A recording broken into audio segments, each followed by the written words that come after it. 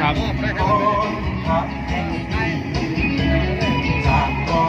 ครับอันนี้เป็นตลาดน้อยกับทีมงานบ้านประคือหมู่10ครับกำลังกองเชียร์เป็นจังใดที่ส่งมา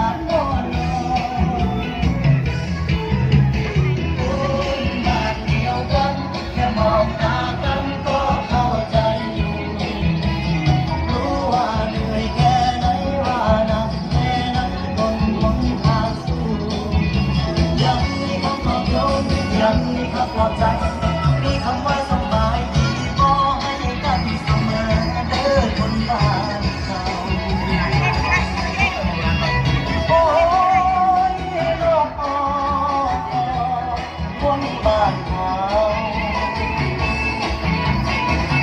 อันนี้เป็นกองเชียร์แบ็คกราวด์จากบ้านประคือหมู่10นะครับ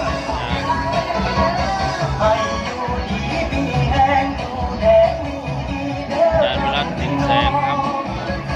บ้านแล้วก็ผู้ช่วยครับพ่อทองปานทวีชัยพ่อสุทัศน์ผู้ชินครับแบกกราวอยู่ด้านหลังนะครับแรงที่ใช้กับเงินที่ได้ยังบ่เคยคุ้มค่า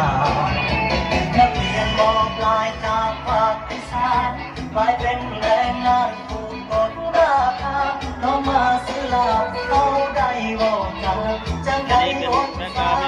ก่อนเดินหน้า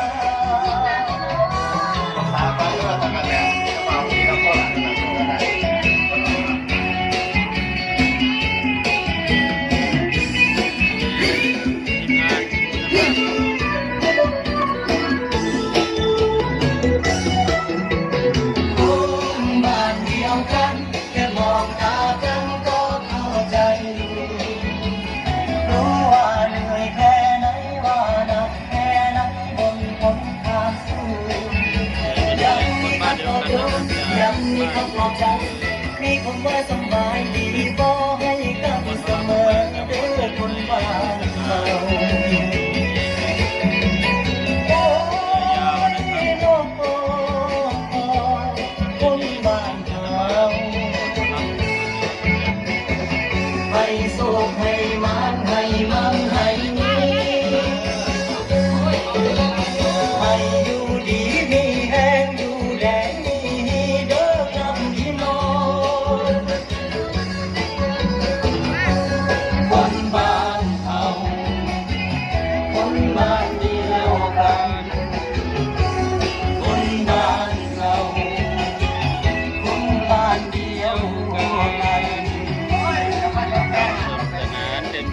คนแดงของดีครับ